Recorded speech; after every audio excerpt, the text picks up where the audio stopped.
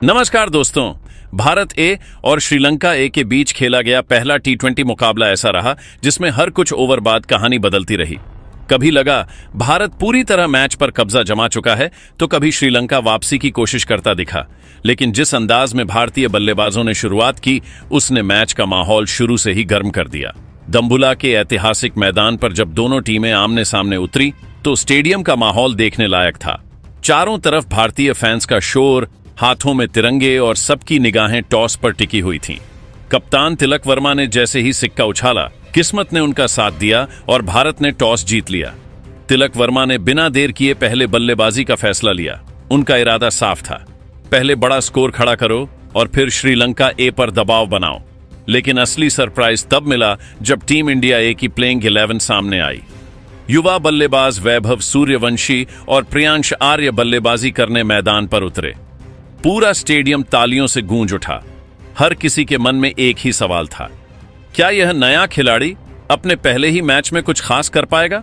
लेकिन शायद किसी ने भी यह नहीं सोचा था कि दाम्बुला के मैदान पर आज ऐसा तूफान आने वाला है जो टीबीस क्रिकेट की सारी सीमाओं को पीछे छोड़ देगा। जैसे ही वैभव, सूर्यवंशी और प्रियांश आर्य क्रीज पर पहुंचे, सारी योजनाएं कुछ ही मिनटों में बिखरने लगी। पहला ओवर चमिका गुणसेकरा लेकर आए। पहली गेंद डॉट रही। दूसरी गेंद पर प्रियांश ने सिंगल लिया और वैभव पहली बार स्ट्राइक पर आए। तीसरी गेंद थोड़ी सी शॉर्ट थी और वैभव ने पॉइंट के ऊपर से ऐसा चौका जड़ा कि गेंद बिजली की रफ्तार से बाउंड्री लाइन पार कर गई। पूरा स्टेडियम तालियों से गूंज उठा। यह सिर्फ शुरुआत थी। दूसरे ओवर में गरु का संकेत गेंदबाजी करने आए। पहली गेंद पर वैभव ने लॉन्ग ऑन के ऊपर से जड़ दिया। दूसरी गेंद पर चौका और चौथी गेंद पर फिर श्रीलंका ए के खिलाड़ियों को समझ नहीं आ रहा था कि गेंद आखिर कहां डालें।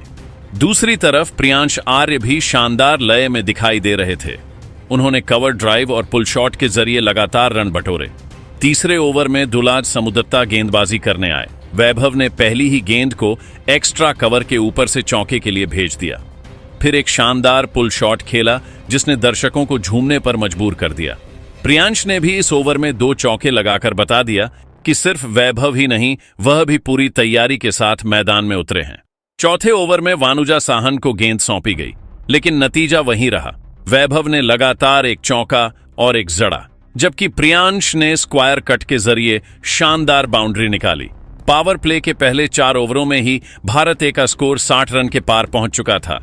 5वें ओवर में वैभव सूर्यवंशी ने मैच का रुख पूरी तरह बदल दिया। गरु का संकेत के ओवर में उन्होंने लगातार 3 और 2 चौके लगाए। पहली गेंद लॉन्ग ऑन के ऊपर, दूसरी डीप मिड विकेट में, तीसरी सीधा साइड स्क्रीन के पार। एक ही ओवर में 28 रन आ गए। ड्रेसिंग रूम में बैठे तिलक वर्मा और ऋतुराज गायकवाड़ भी मुस्कुरा रहे थे, क्योंकि उन्हें समझ आ गया था कि आज कुछ असाधारण होने वाला है। छठे ओवर तक भारत ए का स्कोर बिना विकेट खोए 101 रन हो चुका था। वैभव केवल 18 गेंदों में 70 रन बना चुके थे, जबकि प्रियांश भी 40 रन के करीब पहुंच गए थे। श्रीलंका ए के कप्तान लगातार फील्ड बदल रहे थे, लेकिन कोई फायदा नहीं हो रहा था। 7वें ओवर में वैभव ने कुगाठस मथुलान के खिलाफ लगातार 2 और एक चौका जड़ा।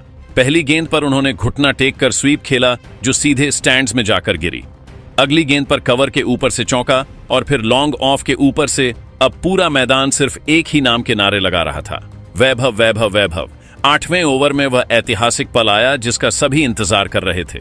वानुजा साहन की गेंद पर डीप मिड विकेट के ऊपर लगाते हुए वैभव ने मात्र 28 गेंदों में अपना शतक पूरा कर लिया। पूरा दाम्बुला स्टेडियम खड़ा हो गया। भारतीय ड्रेसिंग रूम तालियों से गूंज उठा। प्रियांश आर्य दौड़कर उनके पास पहुंचे और उन्हें बधाई दी। इतनी तेज रफ्तार से शतक बनने के बाद भी वैभव नहीं रुके। ऐसा लग रहा था कि वह हर गेंद को बाउंड्री के बाहर भेजने की ठान चुके हैं। उन्होंने स्पिनरों को आगे बढ़कर और तेज गेंदबाजों को पुल तथा फ्लिक शॉट से निशाना बनाया। दूसरी ओर प्रियांश आर्य भी कमाल की बल्लेबाजी कर रहे थे। उन्होंने वैभव का शानदार साथ निभाया।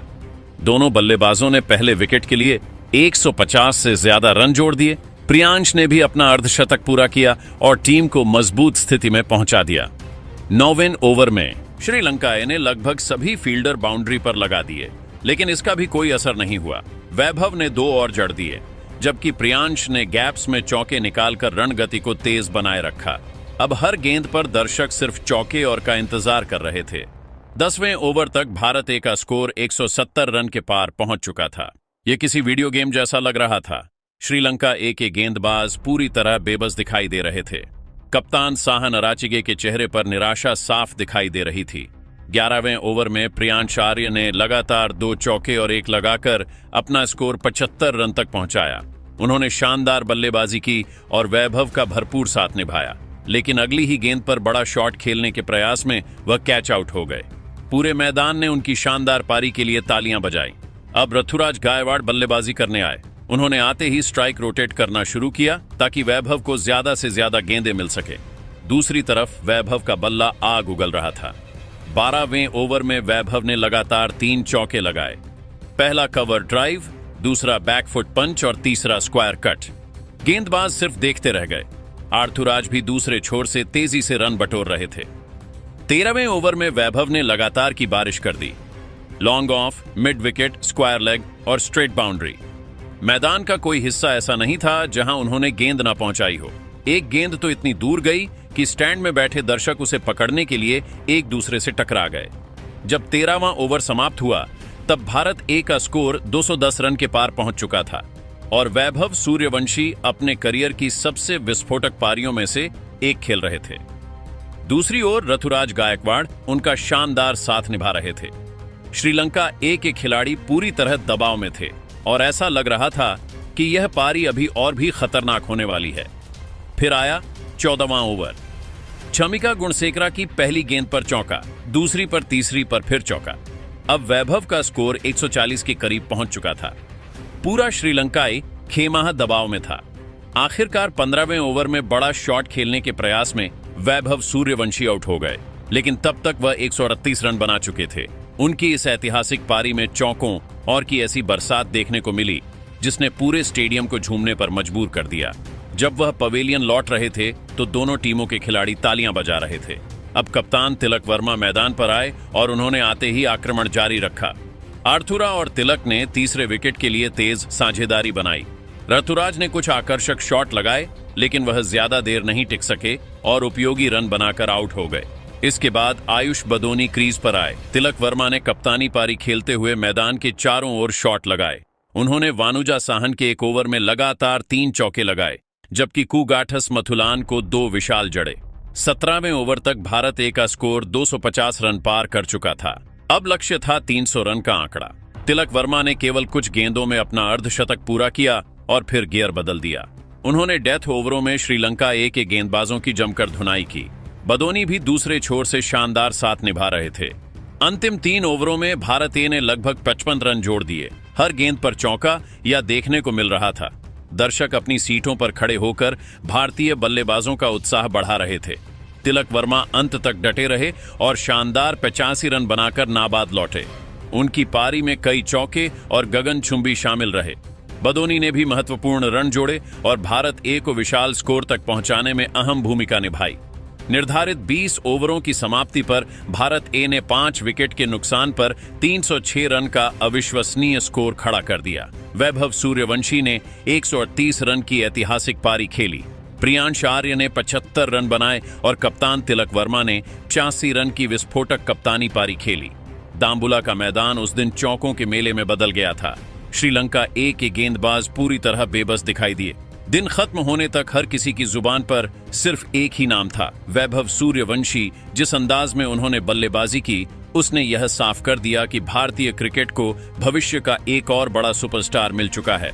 307 रनों के लक्ष्य का पीछा करने उतरी श्रीलंका। एक ही टीम की शुरुआत बेहद आक्रामक रही। इतना बड़ा लक्ष्य सामने था, इसलिए अवस्का फर्नांडो और नवाडू फर्नांडो जानते थे कि अगर टीम को मुकाबले में बने रहना है तो पहले ही ओवर से बड़े शॉट लगाने होंगे। दूसरी ओर भारत ए की तरफ से नई गेंद अंशुल कंबोज और यश ठाकुर के हाथों में थी। पहले ओवर में अंशुल कंबोज ने शानदार गेंदबाजी की।